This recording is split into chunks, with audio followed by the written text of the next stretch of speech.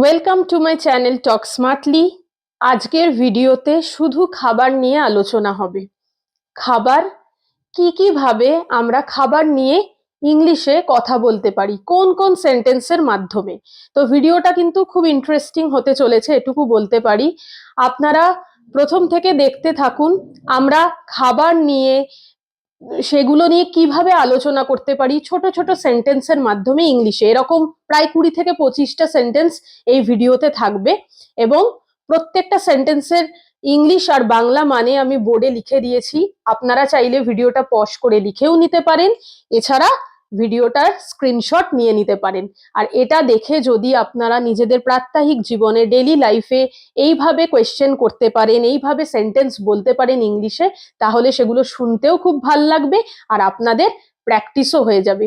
তাহলে আর কথা বাড়াচ্ছি না, একদম সোজা ভিডিওতে চলে আসি। ফার্স্ট সেন্টেন্স আজকের, আজ কি রান্না হয়েছে। বাড়িতে আমরা জিজ্ঞেস করি অনেক সময় কি আজকে কি রান্না করেছো, আজকে কি রান্না হয়েছে। তাহলে তার ইংলিশটা কি হবে? খুব easy, what's cooking today. What is, সেটাকে আমি বলেছি হোয়াটস কুকিং টুডে। আজকে কি রান্না হয়েছে। ওকে, হোয়াটস কুকিং টুডে। নেক্সট, ধরুন বাড়িতে আপনার মা বা কেউ, যে কেউ বলতে পারেন যে খাবার রান্না হয়ে গেছে, খাবার রান্না হয়েছে। Okay, so the food has been cooked.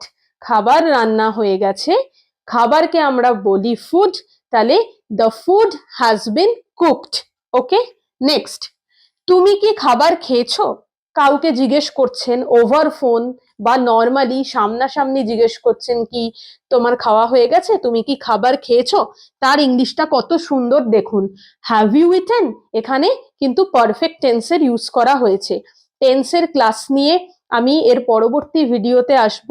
প্রত্যেকটা টেন্স আমি ডিটেলে শেখাবো, যেগুলো আপনারা স্পোকেন ইংলিশ বলতে গেলে মানে মাস্ট লার্ন। তো সেগুলোর জন্য ভিডিওতে একদম প্রথম থেকে শেষ অবধি থাকতে হবে। আমার প্লে লিস্টে গিয়ে আগের অনেক ভিডিও পেয়ে যাবেন যেগুলো স্পোকেন ইংলিশের জন্য খুব কার্যকরী। তো সেগুলোও দেখতে থাকুন, আজকের এই ভিডিওটাও দেখতে থাকেন এবং পরবর্তী ভিডিওগুলো দেখতে থাকবেন। আর যদি কেউ আমার চ্যানেলে নতুন হন, আজকে প্রথম দেখছেন, তাহলে সাবস্ক্রাইব করে দেবেন চ্যানেলটাকে। এটুকু বলতে পারি যে আপনারা এর দ্বারা উপকৃতই হবেন। ওকে, সো কি বলেছি যে তুমি কি খাবার খেয়েছো, আপনারা খোঁজ নিচ্ছেন have you eaten. Have you eaten মানে তুমি কি খাবার খেয়েছো। নেক্সট সেন্টেন্স, তুমি আর কিছু খাবে। আমরা অনেক সময় পোলাইটনেস দেখাতে, ভদ্রতা দেখাতে জিজ্ঞেস করতে পারি কি তুমি কি আর কিছু খাবে। সেক্ষেত্রে এটা হবে would you have anything else. এখানে ইট বলার দরকার নেই, উড ইউ ইট যা বা উড ইউ হ্যাভও তাই। Would you have anything else বা যদি বলেনও would you eat anything else, কিন্তু এখানে would you have anything else বললে সেন্টেন্সটা বা বাক্যটা শুনতে অনেক সুন্দর লাগবে। সেই জন্য আমি এই সেন্টেন্সটাকে এভাবে প্রেজেন্ট করেছি, would you have anything else. এর পরের সেন্টেন্স কি আছে, সবাইকার খুব ফেভারিট খাবার, আজকাল সবাই খুব পছন্দ করে পিৎজা। সো পিৎজাটার দাম কত। আপনারা দোকানে পিৎজা খাবেন বলে গেলেন, তো এখন তো নর্মালি অনলাইনেই অর্ডার করা হয়, এছাড়া আপনারা বাইরে গিয়েও পিৎজা খান, তো সেক্ষেত্রে আগে দামটা জিজ্ঞেস করে নেবেন। কিভাবে, পিৎজাটার দাম কত। How much is the pizza. How much is the pizza. Okay, প্রোনাউন্সিয়েশনটা পিৎজা হবে। সো পিৎজাটার দাম কত, how much is the pizza. দেখুন প্রত্যেকটা সেন্টেন্স কিন্তু খাবার রিলেটেড, কিছু না কিছু ভাবে খাবার নিয়ে কথা বলা হয়েছে। তো ওই জন্য আজকের ভিডিওটা একদমই খাবার নিয়ে ইংরাজি বাক্য শেখা। এর পরের সেন্টেন্সে কি বলেছি, তুমি কি আইসক্রিম খাবে। Would you take ice cream or would you have ice cream. তো এক্ষেত্রে দুটোই আপনারা ইউজ করতে পারেন, would you take ice cream or would you have ice cream. Next সেন্টেন্সে চলে যাব। সেন্টেন্স নাম্বার 7, আমি আজ মাছ ভাজা খাবো। আমি আজ মাছ ভাজা খাবো। মাছ ভাজা হচ্ছে যে কোনো ভাজা জিনিস হচ্ছে ফ্রাইড, আর মাছ ভাজা হচ্ছে ফ্রাইড ফিশ। ওকে, বা ফিশ ফ্রাইও বলা যায়। তো I will have fried fish today. আমি আজ মাছ ভাজা খাবো। এখানে আই উইল ইটও বলা যায়, I will eat fried fish today, বা I will have fried fish today, আমি আজ মাছ ভাজা খাবো। নেক্সট দেখে নিই কি আবার খাবার রিলেটেড সেন্টেন্স আছে। আমরা কি রাতের খাবার খেতে যেতে পারি? ধরুন আপনারা কোনো রেস্টুরেন্টে খেতে যাচ্ছেন, বাইরে ডিনার করতে যাবেন বলে ভাবছেন, তো সেক্ষেত্রে জিজ্ঞেস করছেন আমরা কি রাতের খাবার খেতে যেতে পারি? Can we go for dinner or shall we go for dinner? আমরা কি রাতের খাবার খেতে যেতে পারি? সকালের জলখাবার নাস্তা ভালো হয়েছে। আমরা ব্রেকফাস্টকে জলখাবারও বলতে পারি, কেউ কেউ নাস্তাও বলে থাকেন। তাহলে সেন্টেন্সটা কি হবে? The breakfast was good. সকালের নাস্তাটা বা সকালের জলখাবার ভালো হয়েছে। The breakfast was good. Next, সে এখনো খায়নি। সে এখনো খায়নি। He has not eaten yet. Yet বলতে এখনো বোঝানো হয়েছে। সে এখনো খাবারটা খায়নি বা সে এখনো খায়নি।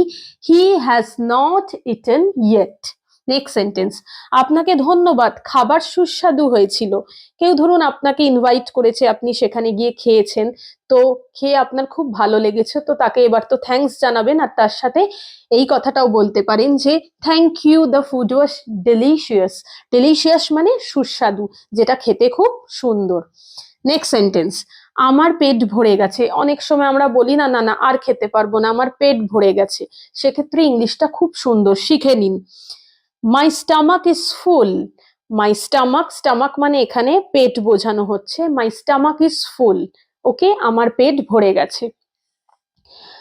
আমার পেট খারাপ লাগছে। ধরুন আপনার পেটে কোনো ইরিটেশন হচ্ছে বা পেটটা ভালো নেই, সেক্ষেত্রে আপনি কিভাবে সেটাকে ইংলিশে বলবেন?